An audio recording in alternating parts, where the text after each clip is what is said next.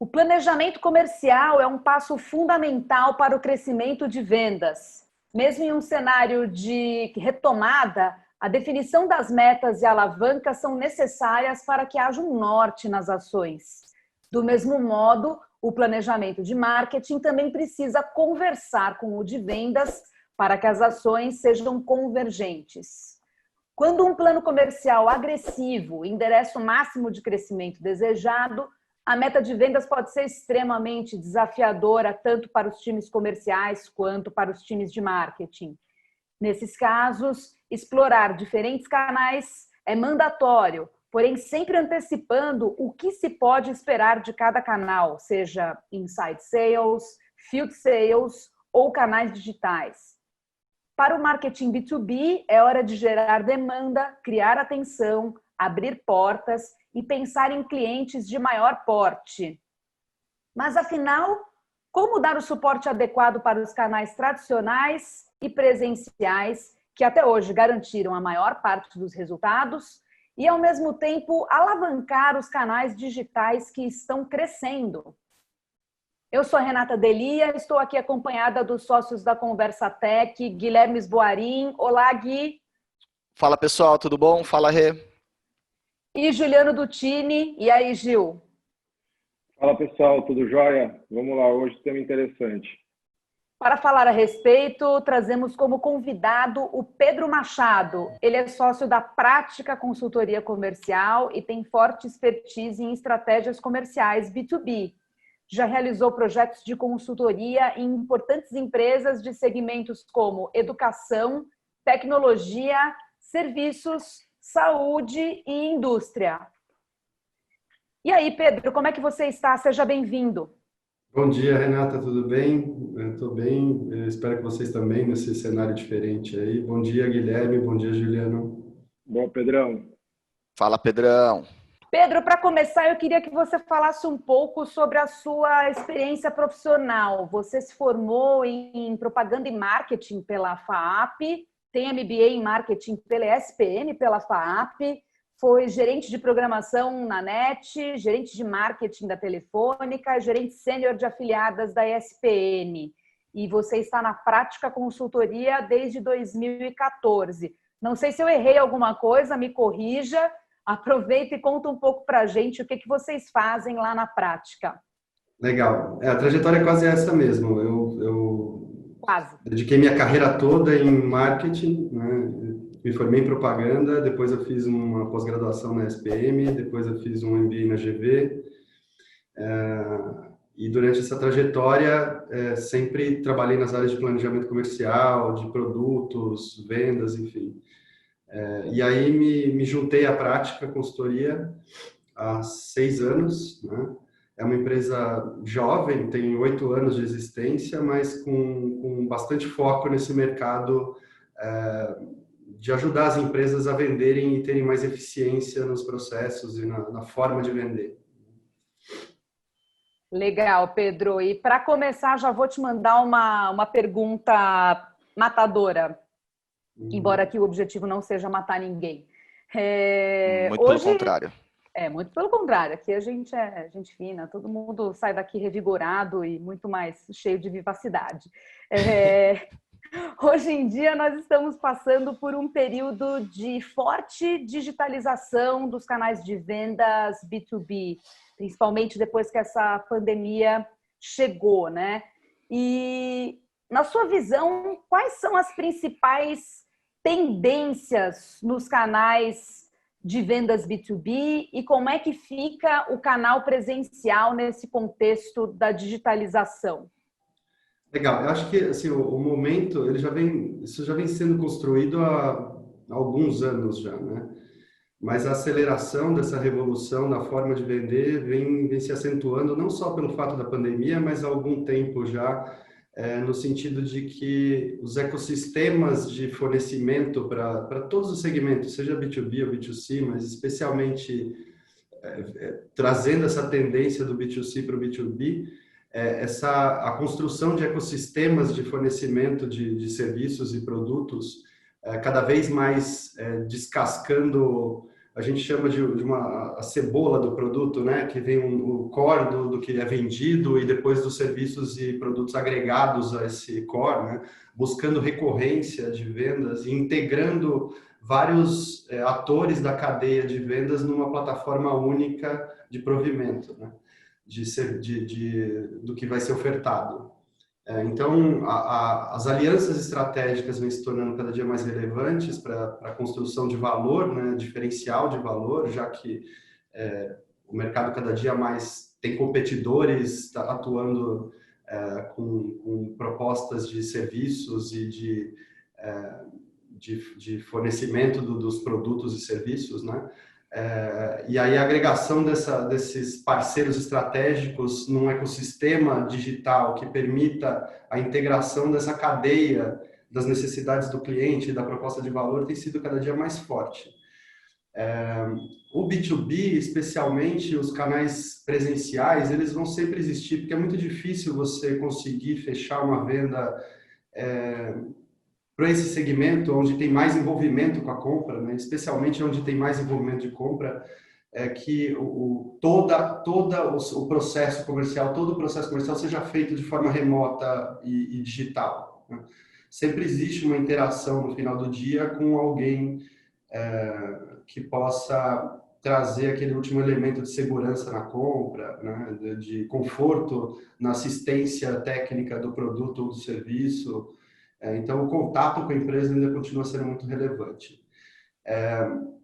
E, nesse sentido, os canais digitais, eles dão dentro da ótica de quem está consumindo um preâmbulo, um primeiro passo de pesquisa, né, e de fundamentação daquilo que você está procurando, diferenciais, proposta de valor, quais são as features que o produto tem ou o serviço tem, etc., para que a gente, enquanto consumidor lá do outro lado, consiga já fazer um pré-filtro daqueles fornecedores, né? Que mais interessam. E aí o vendedor do B2B ele tem que estar especialmente bem formado, bem treinado, com os recursos e o processo muito na mão para que ele possa fazer esse fechamento com o cliente, né? Que é mais o papel dele hoje em dia, de fazer o fechamento de uma forma que corresponda às expectativas daquilo que foi pesquisado na web ou nos canais digitais antes, né? Então, é um papel de fechamento mesmo, né?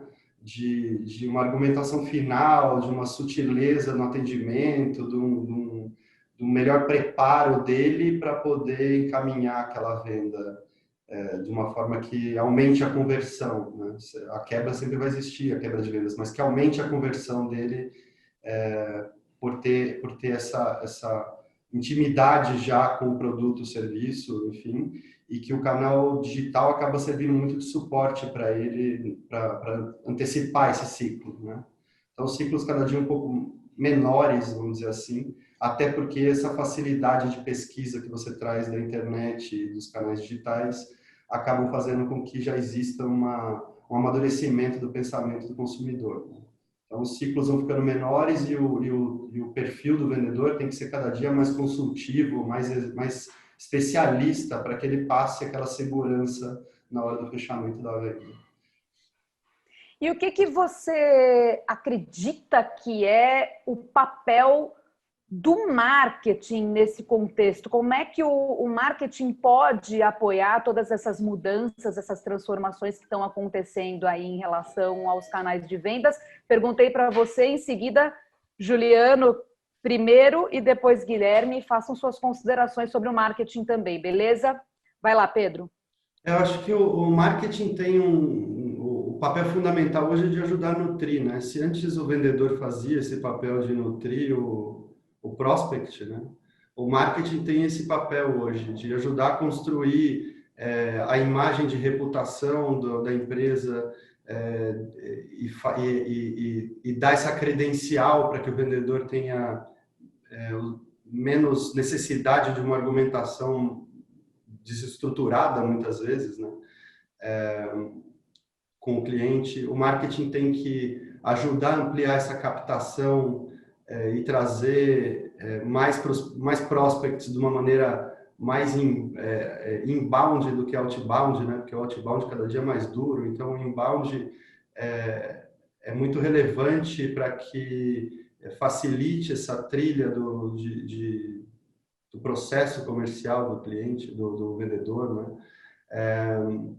O marketing tem o papel de fornecer as ferramentas para que esse vendedor tenha motivos para entrar em contato com o prospect, né? No caso quando a gente fala dependendo muito do perfil do relacionamento desse vendedor com a carteira de clientes dele, se ele é uma carteira menos acessada, né, num formato mais hunting, vamos dizer assim, do que um farming, e o farming no dia seguinte ele precisa de mais relacionamento, então o marketing precisa construir esse relacionamento com esse cliente que já está dentro de casa para mantê-lo. E do outro lado, a gente precisa que o marketing também ajude ao vendedor que não tem um contato com essa carteira de uma forma frequente, que ainda não compra em volumes consideráveis, etc., que dê argumentos para esse vendedor e traga esse cliente para o ambiente da empresa. Vai lá, Gil. Tá difícil complementar o Pedrão hoje, hein? Ele passou, enfim, o Pedro tem essa experiência também em marketing e vendas, é um dos bichos raros aí do mercado. Mas, enfim, na fala dele me ocorreu um exemplo que aconteceu ontem. A gente teve o contato de uma empresa que estava com uma dificuldade.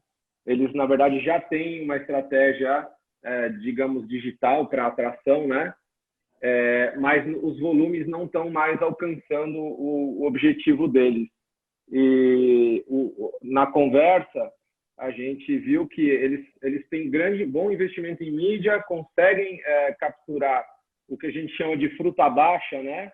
Que são quem já está um pouco convencido ou já ouviu falar e tudo mais, mas não consegue, eles não criam isso que o Pedro falou aí, de conseguir também atrair um grupo de pessoas ou de empresas que ainda não estão prontos para o pedido, né? Então, a estratégia de nutrição. Claro que a conversa foi para esse caminho, falou, olha, acho que a gente precisa criar aí uma estratégia em que, através de desenvolvimento de conteúdo, a gente consiga atrair também, fazer com que esses decisores passem a questionar o modelo que ele atua para falar, cara, tem uma oportunidade ali. Então, eu só acrescentaria esse exemplo prático que a gente teve no caso ontem. Então, o que a gente estava falando vamos entender melhor, vamos entender esse processo de decisão para a gente poder antecipar, andar um pouquinho para trás. Não adianta ir na linha só de usar a mídia com oferta, a mídia como, né, falando exatamente do produto. Ir um pouco para trás para conseguir atingir volumes maiores e aí nutrir e chegar ao resultado esperado de aceleração.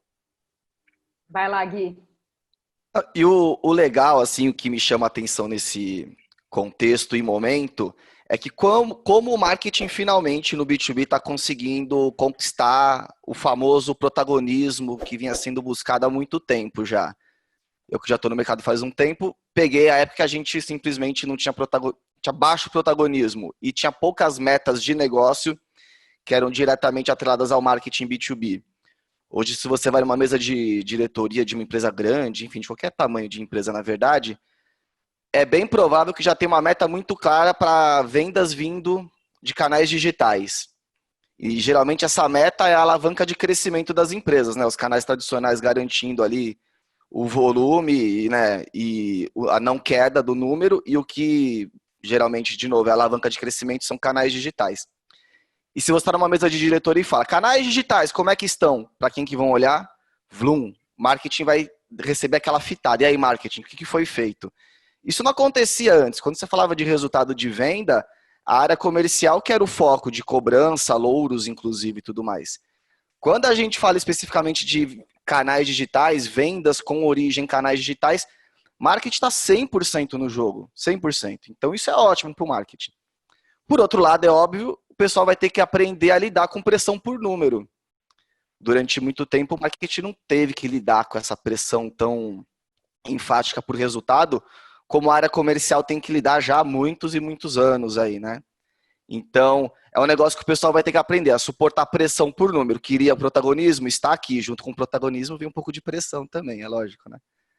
Mas que eu acho que no final para o marketing é um momento super positivo. A digitalização de fato está fazendo o marketing prosperar dentro do B2B. E o que o Gil falou é bem real. Na real, o marketing, olhando para o digital, é isso. É a gente conseguir estabelecer uma presença digital estratégica, onde você consiga capturar prospect em diversos momentos.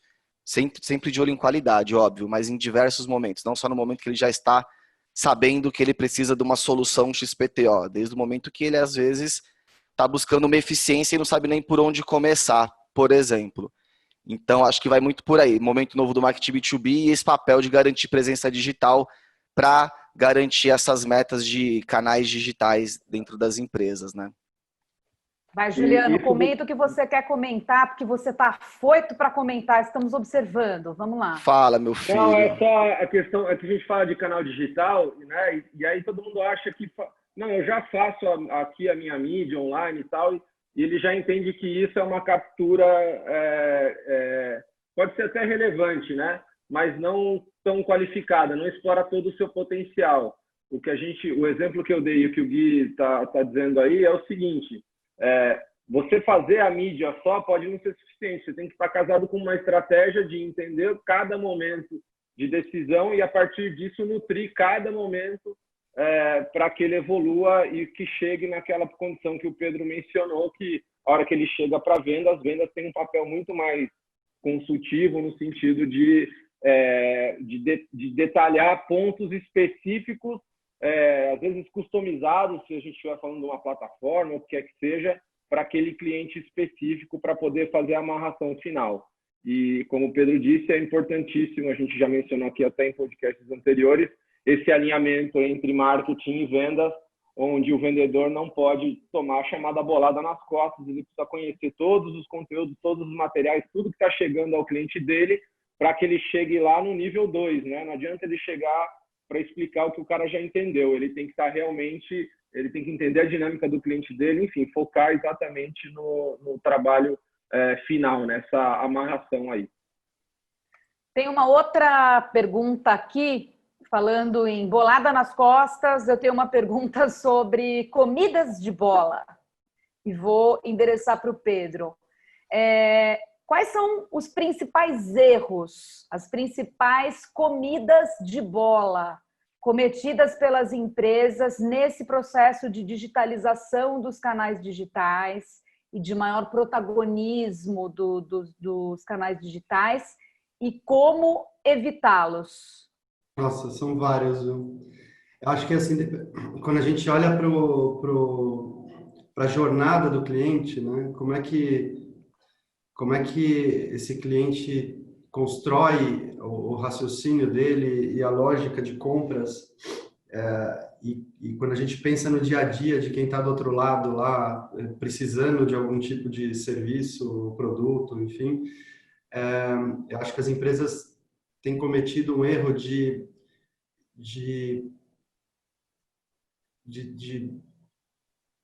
uma promessa ultra, a gente chama de overpromise, né? E de underdelivering. Acho que essa parte é a mais relevante, o primeiro erro, né?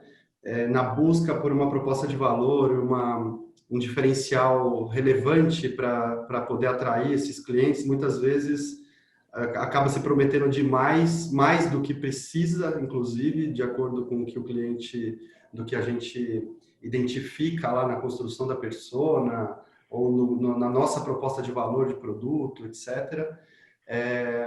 E tem depois uma entrega parcial daquilo que foi prometido. Então, isso na largada, eu acho que tem um tema relevante de proposta de valor, né? Agregado a isso, eu acho que tem a ansiedade de colocar essa proposta de valor em prática, né, no dia a dia. O que acontece é que não, então vamos entregar um MVP, um produto, um serviço mínimo necessário para que esse cliente consiga ser atingido por nós, nos comprar, etc. E muitas vezes esse MVP sai para a rua, né? Esse produto mínimo viável sai para a rua sem ter as características fundamentais para poder operar, o cliente poder usufruir dele.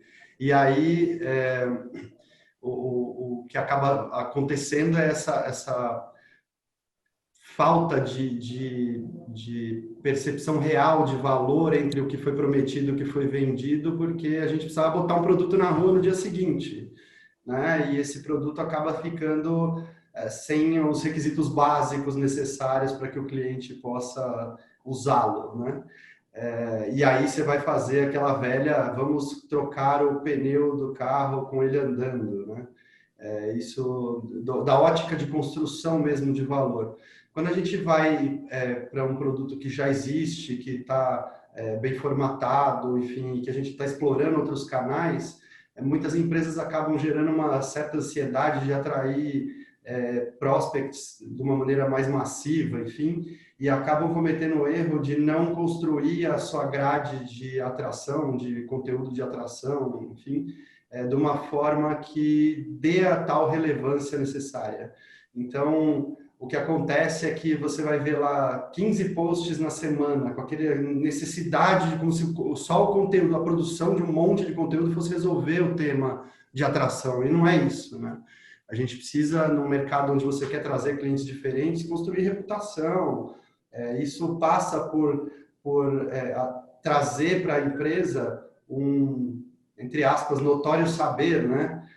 Do tema, da especialização do segmento do cliente, para que dê as credenciais, de trazer os cases, os depoimentos, enfim, que façam, que endossem o porquê o cliente tem que comprar daquela empresa, né? E quando a gente vai efetivamente para o processo comercial,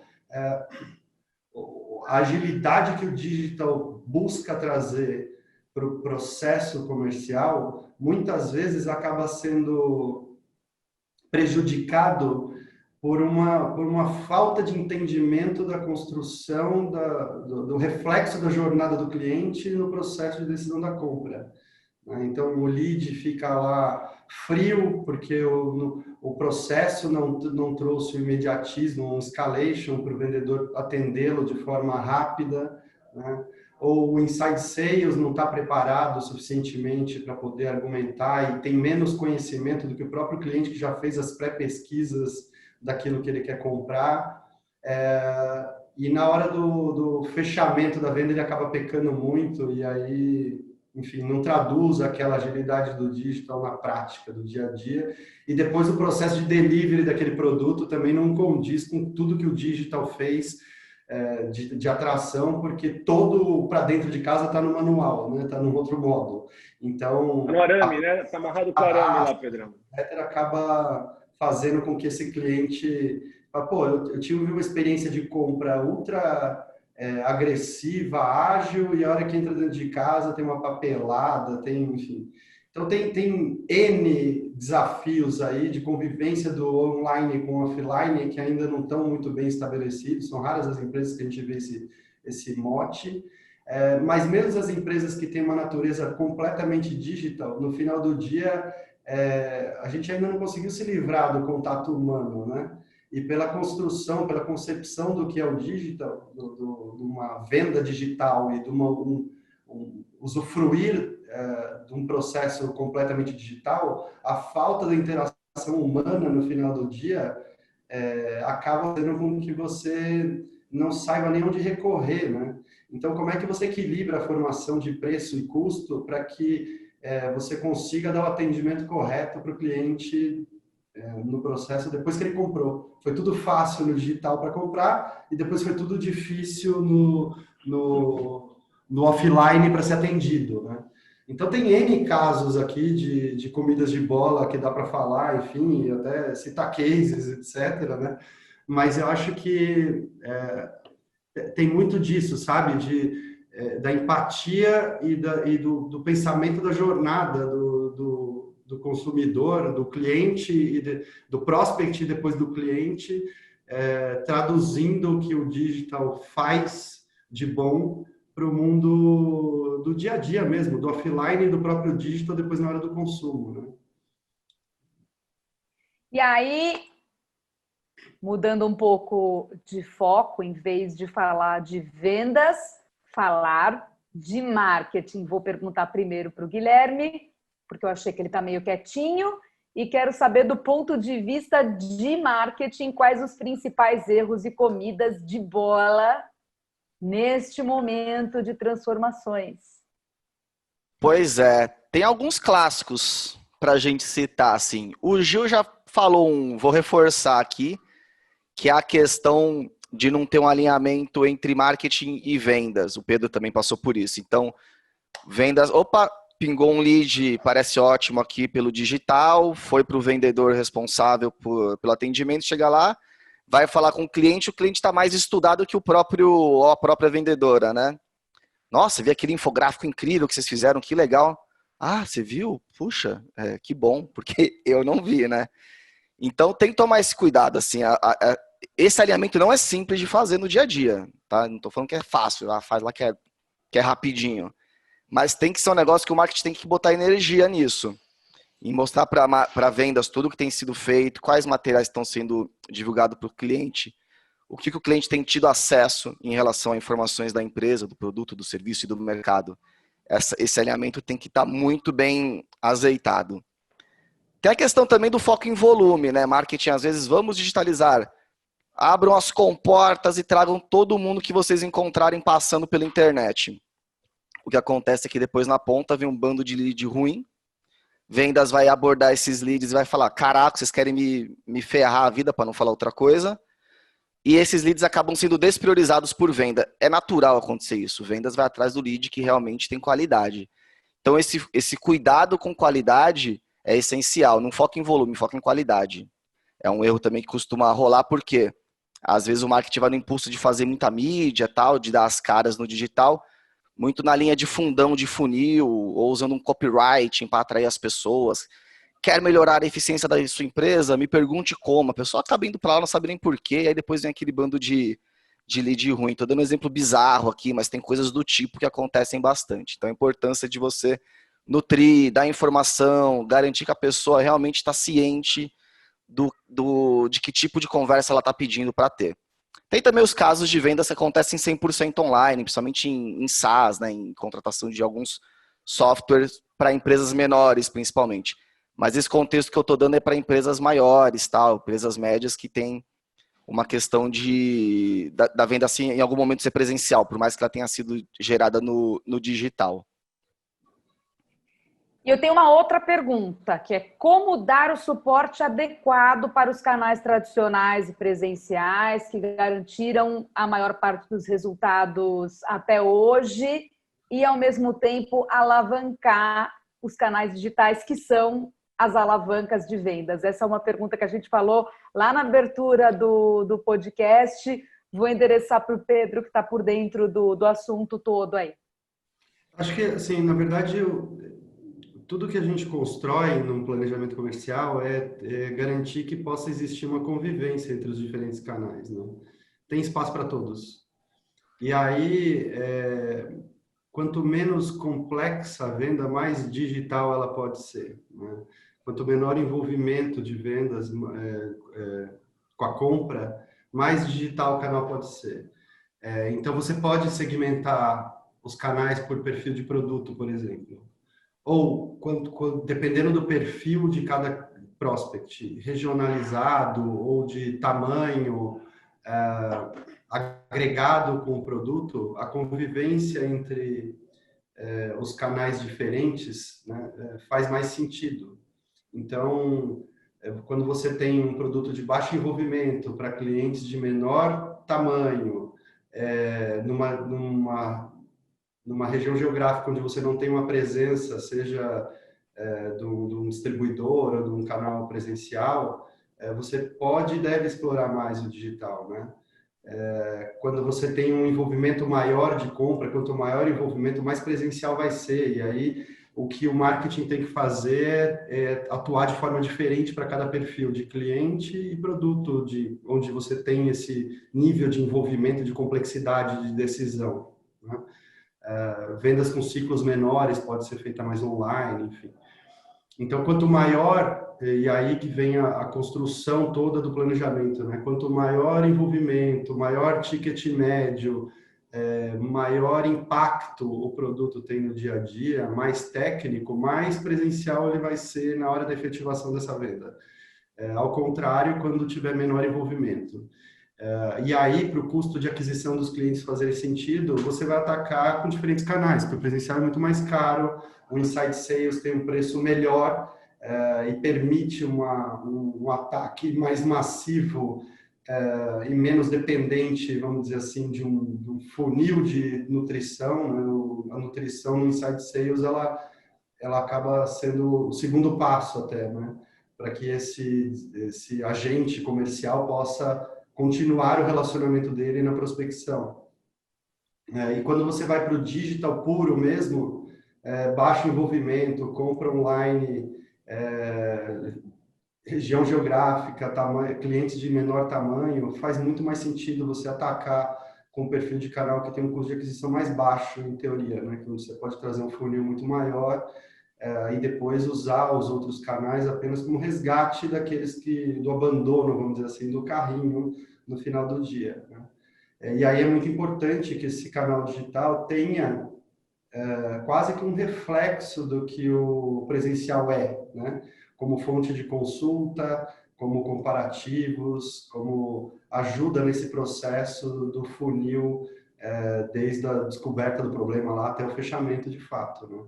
E aí entram as outras ferramentas de chat para ajudar a fazer com que essa conversão aconteça de forma mais rápida também no digital. O Guilherme quer comentar, ele sempre tem comentários. Não, ele nem sempre tem comentários, mas quando ele não tem, a gente faz ele comentar também. Mas agora eu levantei o dedo. Para quem está nos assistindo no YouTube, viu que eu levantei o dedo. Ou não, a Michelle pode editar eu levantando o dedo, mas está todo mundo sabendo agora. Pedi a palavra pelo seguinte, esse lance também, às vezes o marketing, ele tem que encontrar a sinergia entre apoiar o presencial e apoiar o digital. E a engrenagem central disso é conteúdo. Porque o que acontece? Quando você produz um conteúdo que ajuda você a compartilhar seu conhecimento sobre mercado, produto e serviços no digital, esse conhecimento tem o mesmo valor no presencial. O que acontece é que por muitas vezes, em muitos casos, esse conhecimento ele fica lá restrito ao digital e no pior dos casos, o pessoal de vendas, que é o presencial, acaba nem tendo muito acesso a esse conteúdo, acaba não se ligando nele. Então a missão do marketing, nesse ponto de vista, para conseguir apoiar as duas frentes de maneira eficiente, é você conseguir usar esse mesmo conhecimento para as duas frentes. Então, embala esse mesmo conteúdo que tem valor para o presencial também, para a área de vendas levar. Que seja para levar no tablet, levar impresso, mandar por e-mail. Aí você vê como é que a tua área tá atuando, se é para mandar por WhatsApp. Mas garante o uso desse conteúdo. No final, a área de marketing já tem que ser uma grande geradora de informações, dados e conhecimento que sejam distribuídos para o cliente, ou para o prospect, no caso. Seja no digital, seja no presencial. Então é importante o marketing conseguir atingir esse ponto de equilíbrio na parte de produção de conteúdo, que é a estratégia central para esse caso, de apoiar as frentes, ambos os canais, vamos dizer. A gente vai falar de produção de conteúdo um pouco mais para frente, mas agora eu queria tocar num spoiler. outro... um spoiler. Atenção, spoiler. Mas agora eu queria tocar num outro tema que vai dar bastante o que falar aqui. Pedro, como é que você vê o casamento das estratégias de inbound com outbound no B2B hoje? Você já falou um pouquinho sobre isso alguns minutos atrás, mas queria entender melhor aqui o papel da tecnologia, seja com o CRM, automação para mensagens de e-mail e outras práticas. Como é que você enxerga isso? Bom, quanto mais inbound, melhor para a empresa, né? Mas, vamos dizer assim, da ótica de vendas é muito mais simples, da ótica de marketing é muito mais complexo. Mas quanto mais inbound, melhor para a empresa. Custos mais baixos, volumes maiores, né? De leads, etc. O equilíbrio disso vem muito em relação a um aumento de market share, né? Então, geralmente as empresas têm uma carteira de clientes mais fiel, vamos dizer assim, que já compra com recorrência e tal, e aí o papel do marketing é outro, muito diferente daquele de quando a gente está falando de aquisição de clientes de fato, né? Então, e aí, inclusive, tem cases nossos, né, no nosso trabalho dia a dia, onde a gente, sempre a estratégia, ela visa a gente aumentar a demanda via inbound e diminuir a necessidade de ações outbound muito, porque são exaustivas, né, mais caras, exaustivas e pega numa imaturidade da prospecção ainda tão jovem, né, tão recente, que faz com que o funil de conversão seja muito mais longo do D0, vamos assim, dizer assim, do D0 da atuação da equipe comercial. Então, o desafio sempre é fazer com que o processo de venda seja mais inbound do que outbound. E essa construção não acontece do dia para a noite, ela tem que vir desde o planejamento de segmentação, né?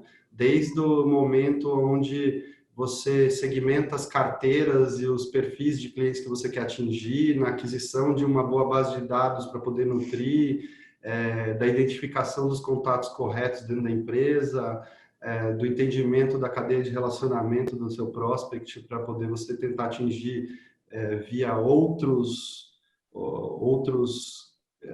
parceiros seus de relacionamento, apresentar para esse seu prospect cases e conteúdos que tenham a ver com a indústria dele, com o momento dele, né, para que haja a empatia, a conexão desse cliente no final do dia, porque muitas das vezes, principalmente no tema comercial, que é o nosso foco de trabalho, o cliente sabe qual é o problema dele. Ele talvez ele não tenha a profundidade necessária para entender que aquele problema não é só de incentivos, por exemplo, para a força comercial, né? Quando eu vou vender um projeto lá para alguém. O problema pode ser muito mais profundo que esse, mas o incômodo sempre vai existir na cabeça dele. Como é que eu posso vender mais em mercados, inclusive, que eu não exploro atualmente, né? E como é que eu faço isso sem tirar o foco do dia a dia da minha equipe de dia a dia, né? de vendas, porque eles já produzem um determinado resultado e a gente não pode desviar o foco dele, porque senão aquele resultado não vai existir e aí as outras iniciativas vão ficar prejudicadas, inclusive. Então, como a convivência entre o business as usual e aquilo que você precisa trazer de inovação, de novidade dentro de casa, sem tirar o foco do dia a dia, é justamente onde o inbound precisa ajudar, né? Onde a estratégia precisa andar. O caminho de trazer mais clientes para dentro de casa, convivendo num segmento de clientes ainda pouco explorado ou que a empresa não tem uma grande penetração, é onde a estratégia deveria estar focada para fazer essa aquisição. E o outbound é ali, como o Juliano disse, na fruta baixa, nos clientes que estão mais próximos, né, ou nos prospects que estão mais próximos do dia a dia daquele vendedor, que já estão carimbados lá, que é um objetivo estratégico da empresa, e que recebe do inbound o caminho para começar o relacionamento. E aí que é o seguinte, eu vou até antecipar, tá? Porque essa pergunta do spoiler, ela estava um pouco mais para frente aqui no nosso roteirinho, mas já que a gente falou bastante de inbound e do papel do inbound para tudo isso, vou perguntar para o Pedro primeiro, em seguida vai para o Juliano e depois para o Guilherme. Vamos acertar essa ordem dos fatores aqui. Mas botar ordem no rolê aqui, que nem o ratinho, pegar um porrete, bater na mesa, falar ordem. Alborguete, né? Ordem, pá! Nossa, clássico. Porrete em cima da mesa. Mas, Pedro, é o seguinte, qual o papel de um bom plano de conteúdo na atração de leads e na ajuda da conversão em negócios B2B. E queria aproveitar para pedir para você dar exemplos de conteúdo que ajudam muito, que dão certo para o SMB, ou seja, para contas massivas, né, pequenos e médios negócios, e aqueles que dão certo na abordagem de large accounts. Uhum. Bom, o papel é justamente fazer com que o cliente já chegue, o prospect chegue mais convencido, né, das opções que ele tem no mercado. Então, numa situação onde o cliente, enfim, tem um mar de fornecedores diferentes, né, que a proposta de valor esteja clara na cabeça dele quando ele for chegar mais perto da decisão de comprar, né?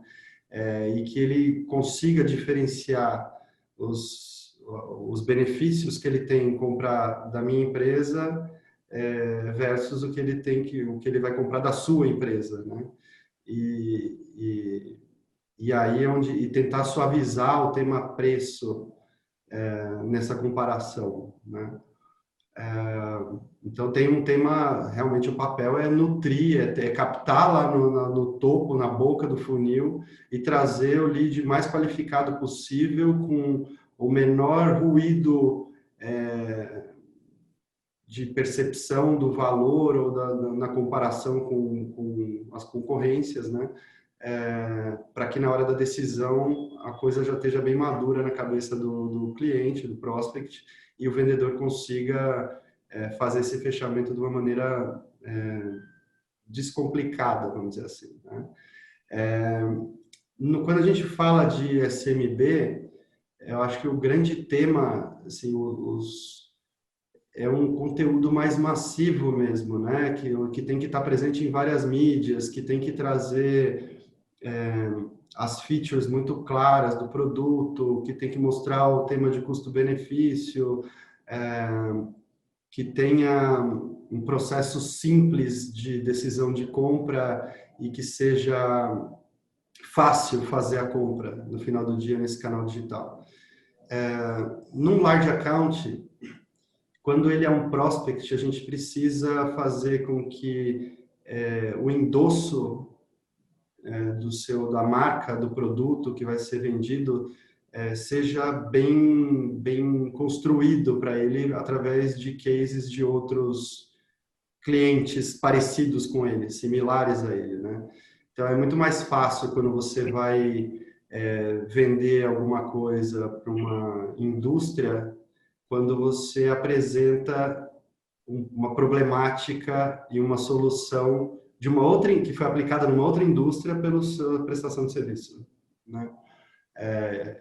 Especialmente se estiver dentro do mesmo segmento. Então, nichar essa produção de conteúdo, mostrando a especialização, mostrando que você detém o conhecimento das dores e realidades daquele cliente é muito relevante.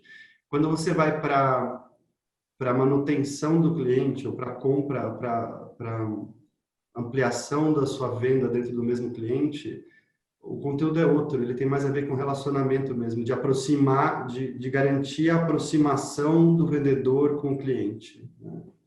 Então, entra mais uma estratégia de eventos, entra mais um tema de pesquisas que você pode apresentar para ele, mostrando, comparando ele com outros outras empresas do mesmo segmento.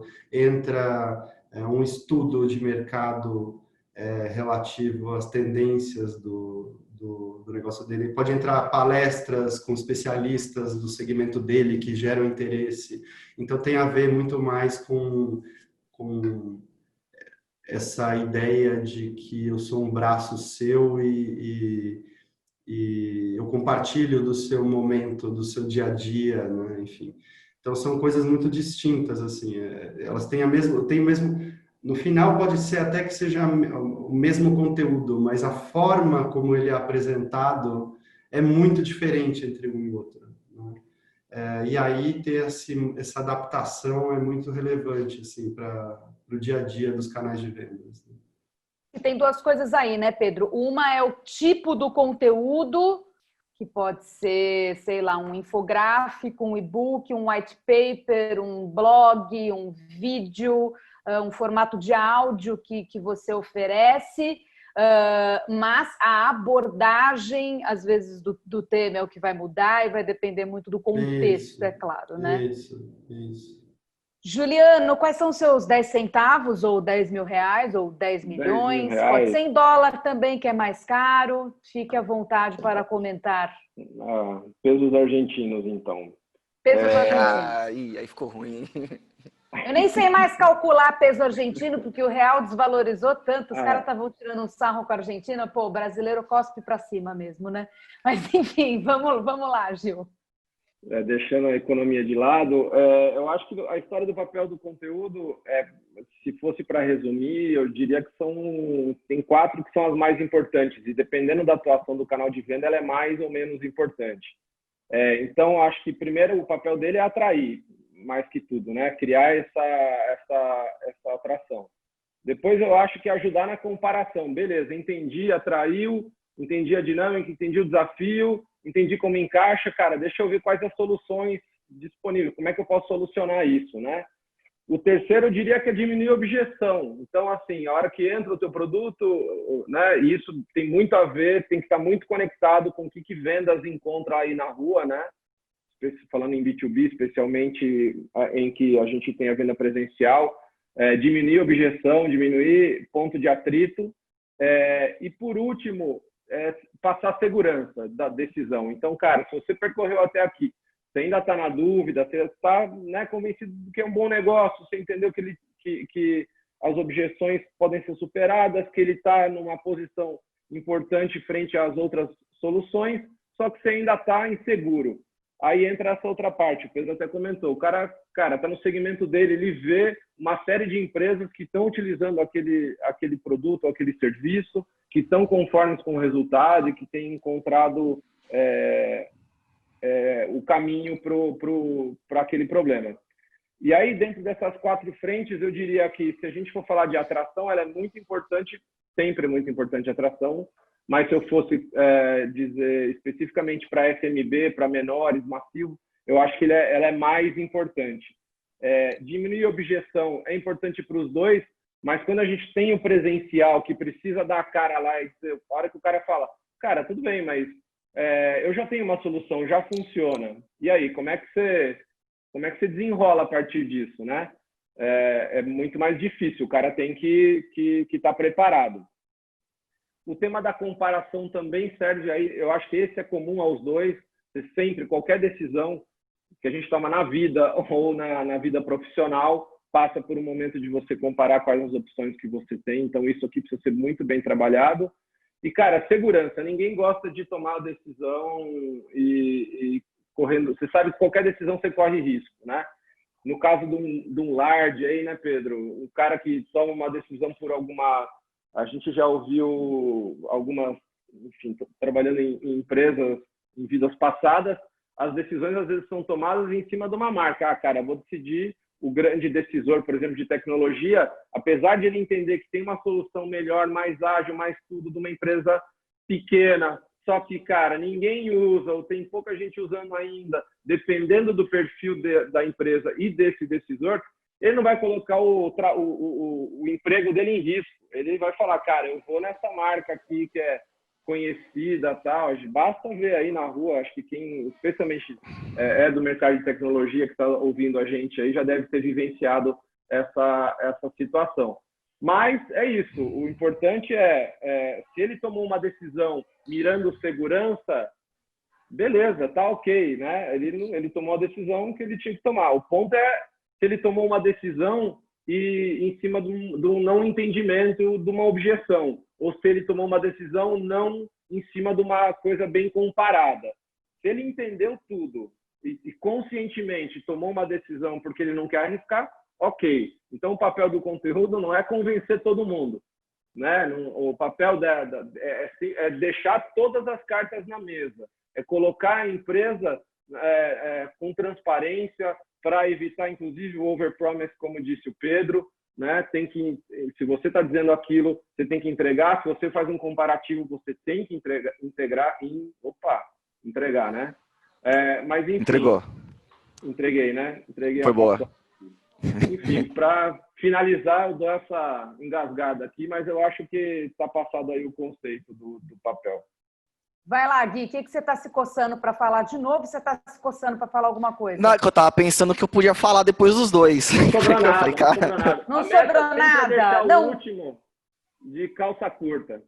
Não, mas vocês sabem que quando a gente está fazendo trilha, o último tem que ser o mais forte, né? Porque os animais, nossa, assim, tá me ficam deixando de pior tocaia ainda. para pegar o último, Tá né? bom. Assim, e quem vai para frente é o mais experiente, geralmente, que ele responde. Aqui, como a gente, né, ok, todo mundo experiente aqui na mesa, mas claro que a gente vai, né, colocar o nosso convidado, que é super, hiper, mega, obrigado por me deixar primeiro, porque assim eu tenho que falar. Na frente, né? Aí ele fala, é lógico, e aí o Guilherme vai ter que provar toda a sua força, sua Trata bem raça as e visitas, coragem. quem é de casa que se vire. É, isso mesmo. Mas tem uma, assim, sobrou uma aqui na minha cabeça. Que é, além do que o Pedro e o Gil falaram, assina embaixo, tem o lance também de segmentação. O conteúdo, ele vai ganhando... Eu não vou falar sobre papel de conteúdo, aí já está muito bem dito pelos dois. Em relação a SMB e Large Accounts, tem um tema de segmentação. Quanto mais segmentado for o seu conteúdo, mais efetivo ele tende a ser.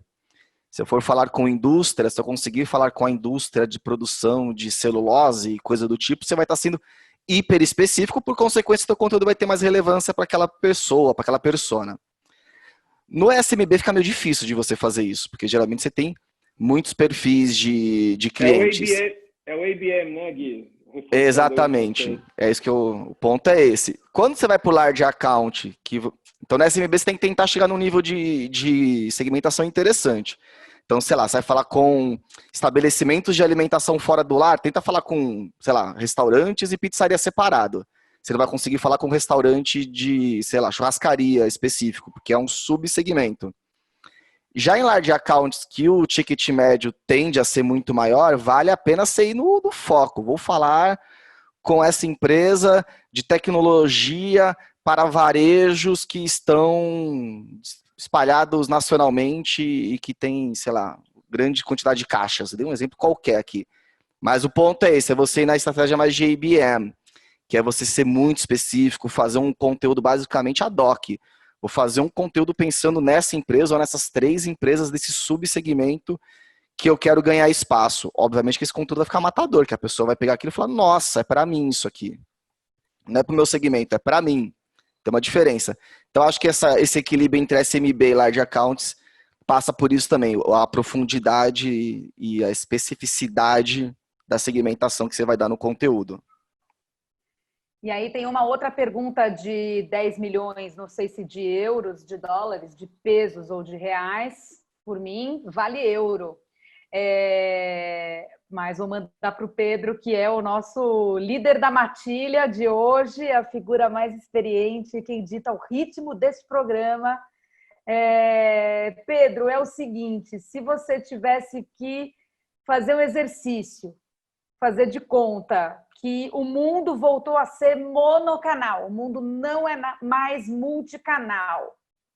E se você tivesse que escolher apenas um canal mestre para trabalhar SMB e um outro canal mestre para trabalhar large accounts, qual seria o canal escolhido para cada um e por quê?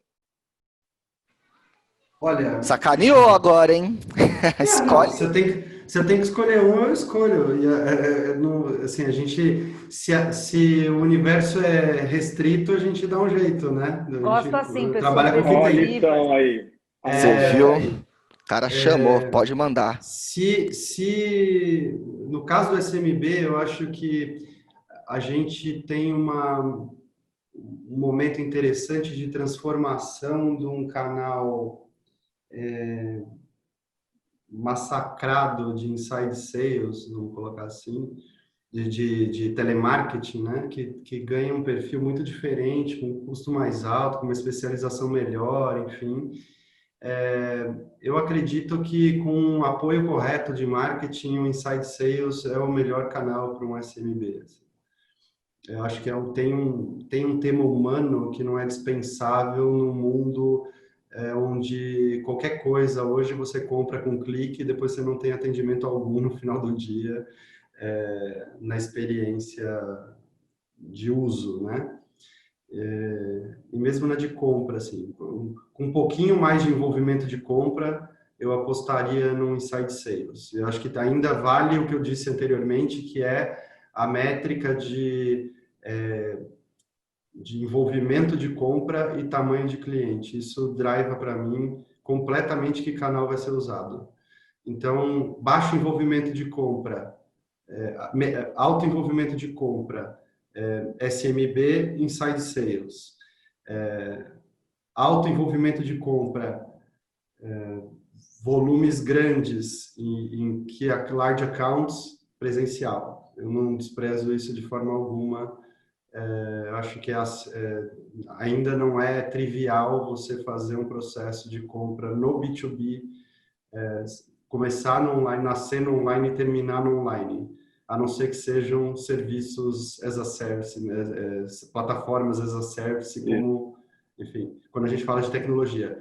Mas tudo que vem para um mundo de insumos, né, de recursos, baixo envolvimento, clientes pequenos, inside sales, grandes clientes, alto envolvimento presencial. E para cada mix que eu estou colocando aqui, né, quando você alterna essas variáveis, cada dia, em cada situação, um canal vai ser mais aderente. Então, eu peguei aqui um exemplo, mas essa é a minha aposta. E cada dia mais a gente vem desenvolvendo canais de inside sales para ajudar empresas grandes a venderem para SMB uma proposta de valor que ele ainda não tinha.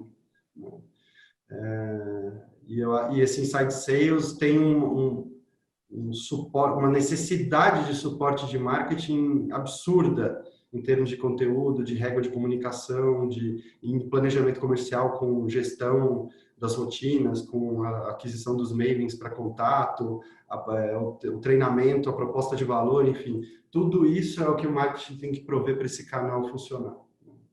E no large account... Cortei, mas isso não importa, porque ele deu uma respirada, eu falei, pô, acabou, né? Não, vamos lá. Mas continua seu raciocínio, Pedro, e não se preocupa que depois a gente corta. E no large account, esse tema do envolvimento da compra mais alto, com volumes maiores, etc., o papel do marketing é fazer com que esse relacionamento continue próximo, né?